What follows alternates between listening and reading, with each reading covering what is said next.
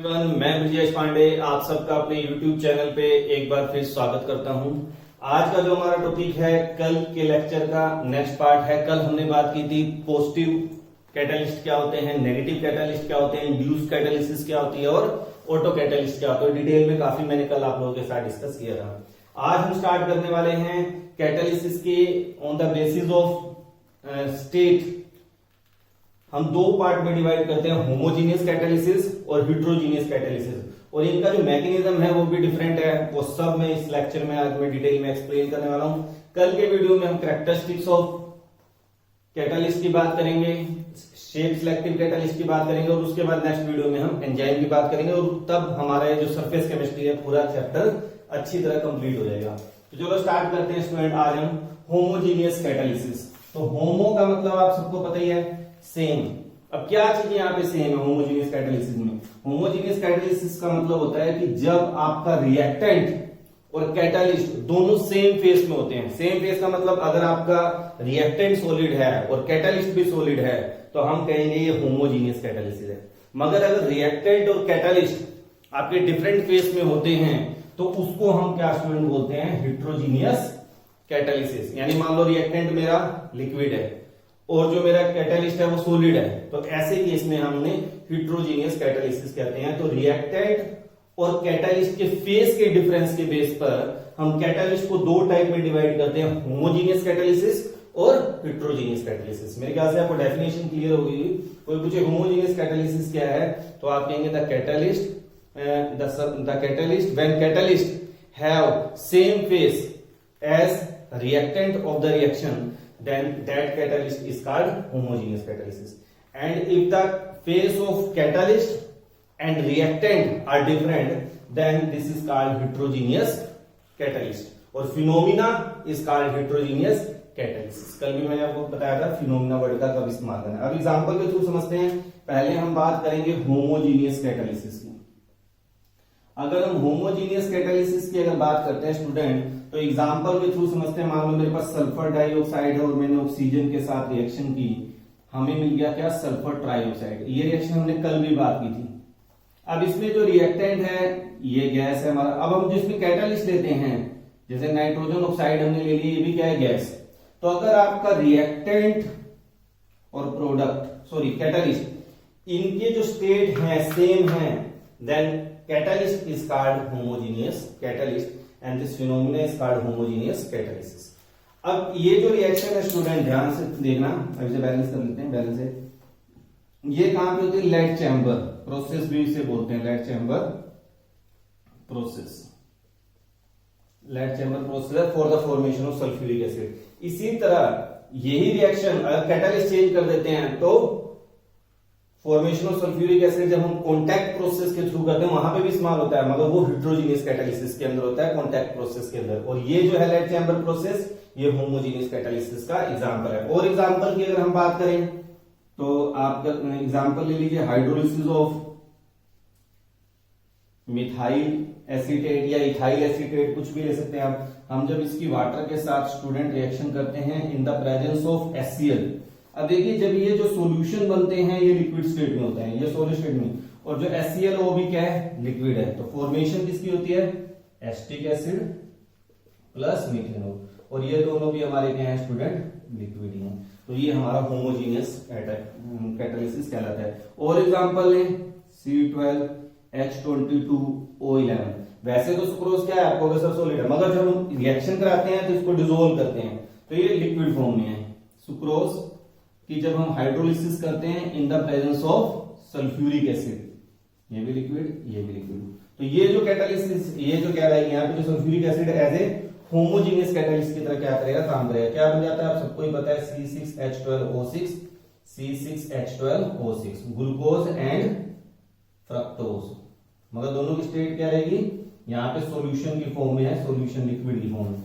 तो ये हमारे क्या एग्जाम्पल कहलाएंगे? Homogeneous catalysis. और एग्जांपल की बात करें, जैसे कार्बन मोनोऑक्साइड की जब हम ऑक्सीजन के साथ रिएक्शन करते हैं, there is a formation of carbon dioxide. किसकी प्रेजेंस में ये रिएक्शन होती है स्टूडेंट? ये रिएक्शन जो हमारी होती है इन the presence of nitrogen oxide. ये भी क्या है? गैस। तो अगर आपका रिएक्टेंट और प्रोडक्ट कैटालिस्ट गैसीय स्टेट में या सेम फेस में है तो हमने होमोजीनियस। तो ये तीन चार एग्जांपल है, आप याद कर सकते हैं। पेपर में कोई दो आप मेंशन कर देंगे जब भी डेफिनेशन आपसे पूछी जाए तो।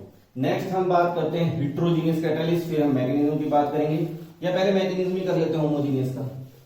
अब होमोजीनियस कैटालिसिस में जो मैकेनिज्म है स्टूडेंट, अभी हमने जो बात की है, तो इस मैकेनिज्म का नाम है इंटरमीडिएट कॉम्प्लेक्स फॉर्मेशन थ्योरी। ये अलग से नाम से भी आ सकती है कि इंटरमीडिएट कॉम्प्लेक्स फॉर्मेशन थ्योरी क्या है। तो हम इसको समझते हैं स्टूडेंट क्या है।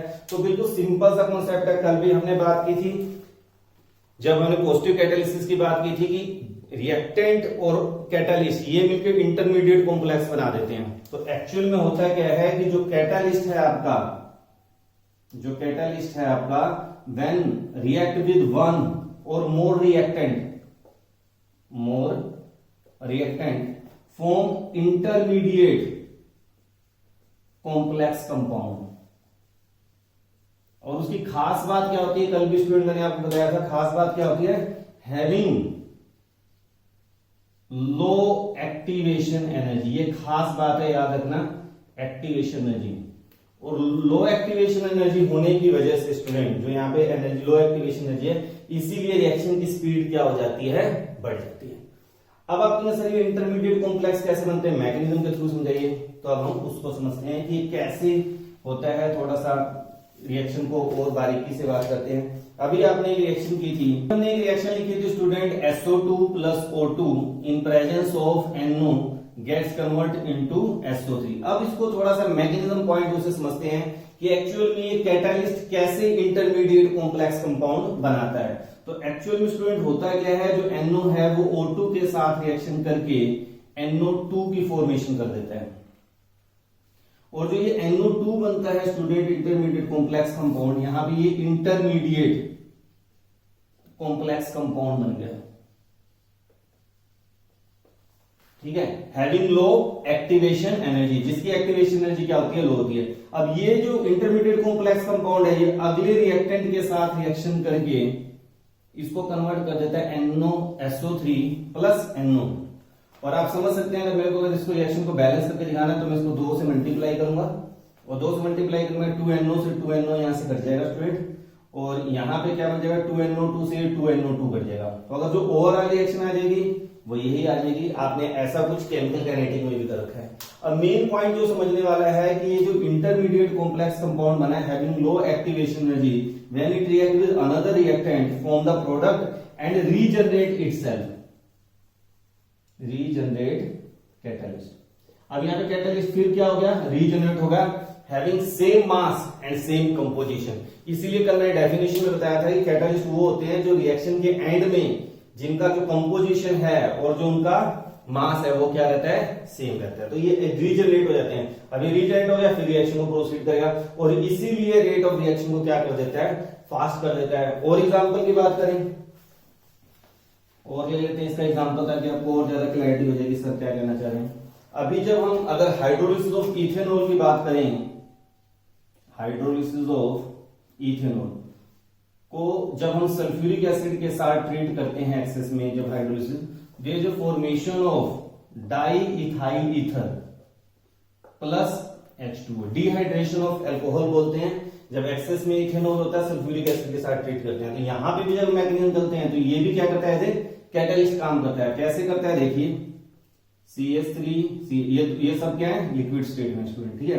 तो CH3 CH2OH प्लस H2SO4, ये रिएक्टेंट H2SO4 कैटालिस्ट के साथ रिएक्शन करके स्टूडेंट पहले इंटरमीडिएट कॉम्प्लेक्स कंपाउंड बनाएगा। कैसे, CH3 CH2 HSO4 plus H2O।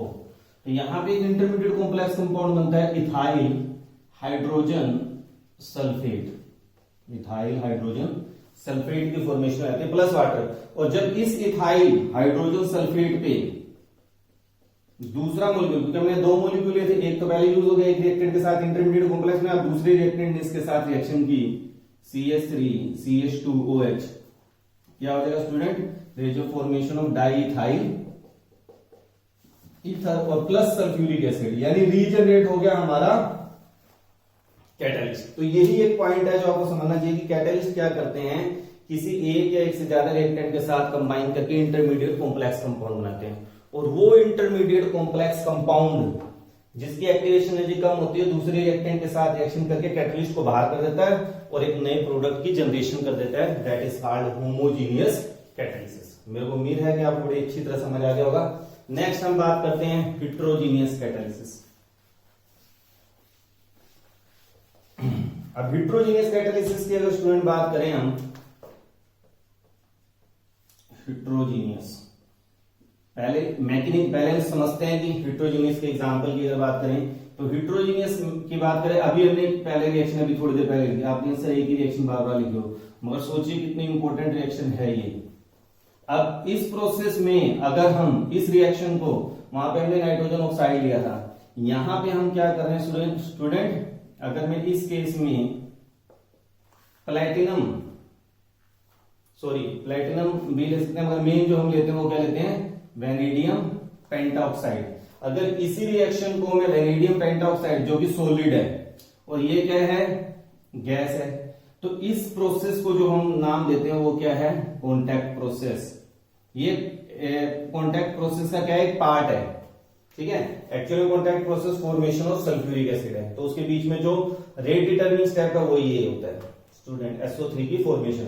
तो ये आपको ध्यान रखना है। तो यहाँ पे कैटलिस्ट क्या काम कर रहा है, देखो ये गैस है, ये सॉलिड है, तो ये क्या हो गया, heterogeneous catalysis. For example in Haber process N2+3H2 in the presence of Fp, यहाँ पे कैटालिस्ट काम करता है, और MO मोलिबेंटन यहाँ पे प्रोमोटर की तरह काम करता है, and there is formation of ammonia. इस प्रोसेस के नाम याद रखने बड़े इंपॉर्टेंट है, हैबर्स प्रोसेस। इसी तरह इंपॉर्टेंट रिएक्शन है हैबर प्रोसेस की बात की। अब नेक्स्ट है Ostwald process, that is the formation of nitric acid, HNO3 की फॉर्मेशन जब हम करते हैं उसके बीच का स्टेप है। यहां पे हम क्या करते हैं कि जब हम अमोनिया की रिएक्शन ऑक्सीजन के साथ करते हैं, there is formation of nitrogen oxide plus water. तो ये कैसे होती है रिएक्शन, 4NO, बैलेंस कर लेते हैं स्टूडेंट यहाँ पे, और ये ऑक्सीजन 6 4 5। तो ये जो रिएक्शन है इन the presence of platinum, platinum क्या है, सॉलिड, और अमोनिया क्या है, गैस, ऑक्सीजन यहाँ पे क्या है, गैस। तो अब जो हमारे रिएक्टेंट हैं और जो प्रोडक्ट हैं, सॉरी कैटालिस्ट हैं, इन दोनों की फेस क्या है, डिफरेंट है, that's why it is called heterogeneous catalysis. और एग्जांपल की बात करें, कुछ और एग्जांपल लेते हैं, बड़े इंपॉर्टेंट। ये क्यों जरूरी है, मैं इतने सारे एग्जांपल क्यों दे रहा हूँ, 2 एग्जांपल से काम चल जाते हैं, क्योंकि पेपर में बाय नेम भी रिएक्शन आती है। कॉन्टैक्ट प्रोसेस की रिएक्शन लिखो, हैबर प्रोसेस क्या है, और अभी how will you convert vegetable oil into vegetable ghee, तो हम वो सब बातें करें। वेजिटेबल ऑयल की हम बात करते हैं, मान लो मेरे पास वेजिटेबल ऑयल है, वेजिटेबल ऑयल, तो आपको पता है जब हम इसकी हाइड्रोजनेशन करते हैं in the presence of nickel platinum, तो it will get convert into vegetable ghee. ये क्या हो गया हमारा, सॉलिड। वेजिटेबल ऑयल क्या है, लिक्विड, हाइड्रोजन क्या है, गैस, निकल क्या है, solid, that is called how will you convert vegetable oil into ghee. इसी तरह इथीन, ये रिएक्शन हमने कल भी की थी, इथीन है मेरे पास, गैस है, हमने इसकी हाइड्रोजनेशन की इन द प्रेजेंस ऑफ प्लैटिनम, निकल, ये सॉलिड फॉर्म में होते हैं, gas convert into CH3 CH2 ethane. तो ये जितने मैंने आपको प्रोसेस बताए सारे ही अपने आप में इंपॉर्टेंट हैं, और भी अगर तुम्हें आपको रिएक्शंस और भी मिल जाएंगे तो ये इन सारी रिएक्शंस को याद कीजिए, क्योंकि कंपटीशन में ये सारे इंपॉर्टेंट रिएक्शंस होते हैं, कौन से कैटालिस्ट इस्तेमाल कर रहे हैं, ये सारी बातें आप जानिए। अब नेक्स्ट पॉइंट उठता है हमारा कि सर मैकेनिज्म की बात करते हैं, तो यहाँ पे जो मैकेनिज्म की बात करें, मैंने यहाँ पे वर्ड इस्तेमाल किया है मॉडर्न एडजॉर्प्शन थ्योरी। तो मॉडर्न एडजॉर्प्शन थ्योरी का जैसे ही वर्ड सुना, जब हमने मॉडर्न सुना तो हमारे दिमाग में एक और आ गया, इसका मतलब कोई ओल्ड एडजॉर्प्शन थ्योरी भी होगी, यस। अब ओल्ड और मॉडर्न में क्या अंतर है उसको भी समझ लेते हैं। तो पहले हम ओल्ड एडजॉर्प्शन थ्योरी की बात करें, तो ओल्ड एडजॉर्प्शन थ्योरी क्या कहती है कि जो कैटालिस्ट होते हैं, कैटालिस्ट रिएक्टेंट क्या करते हैं, कैटालिस्ट के सरफेस के ऊपर आके एब्जॉर्ब हो जाते हैं, ठीक है, जिसकी वजह से रिएक्टेंट की कंसंट्रेशन सरफेस पे इंक्रीज कर जाती है और रेट ऑफ रिएक्शन क्या हो जाता है, इंक्रीज कर जाता है। ये क्या है, हमारी ओल्ड एडजॉर्प्शन थ्योरी है। इसी के बाद दूसरी जो यहाँ पे थ्योरी अभी हमने बात की, इंटरमीडिएट कॉम्प्लेक्स फॉर्मेशन थ्योरी, वो मैं जस्ट अभी आपको करा देता हूं। तो जो मॉडर्न एडजॉर्प्शन थ्योरी है, that is the combination of old adsorption theory plus intermediate complex formation theory, इन दोनों का कॉम्बो है, तो कॉम्बिनेशन से बनता है कैसे, अब उसको हम थोड़ा सा समझते हैं। मैंने एक डायग्राम आपके लिए बना रखा है। सपोज करिए ये मेरे पास क्या है स्टूडेंट, कैटालिस्ट है। तो कैटालिस्ट के पास क्या होती है, फ्री वैलेंसीज होती हैं। यहाँ पे आप देख सकते हैं फ्री वैलेंसीज हैं। जैसे निकल का मेटल होता है तो निकल के पास बहुत सारी क्या होती हैं, फ्री वैलेंसीज होती हैं, जो रिएक्शन में इस तरह चलता रहता है निकल। तो अब मैं आपको एक और चीज यहाँ पे समझाता हूँ बड़ी शानदार। जैसे ये इसके वजह फ्री वैलेंसीज हैं, तो अगर मैं इस केस में फ्री वैलेंसीज की बात करूं 1 2 3 4 5 6 7 8 9 10 11 12, अब वो क्या कहता है कि अगर हम, आपने सुना होगा कि जितना पोरस स्ट्रक्चर होता है या स्मॉलर द पार्टिकल साइज, उतना हम कहते हैं उसका रेट ऑफ एडजॉर्प्शन बढ़ जाता है। तो अगर हम इसको ब्रेकअप कर देते हैं स्टूडेंट, तोड़ देते हैं, तो आप सोचिए कि इसके पास फ्री वैलेंसीज कितनी हो जाएंगी। अब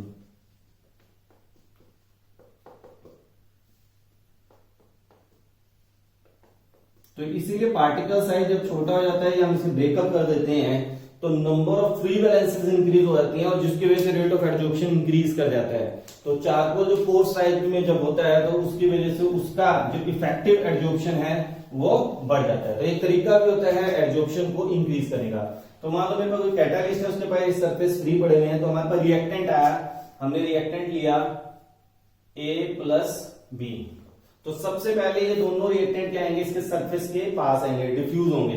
तो क्या होगा, diffusion of reactant molecule towards catalyst surface. और ये जब कैटालिस्ट सरफेस के पास आएंगे पहले ये लूज बॉन्ड बनाएंगे। पहले क्या बनाएंगे, लूज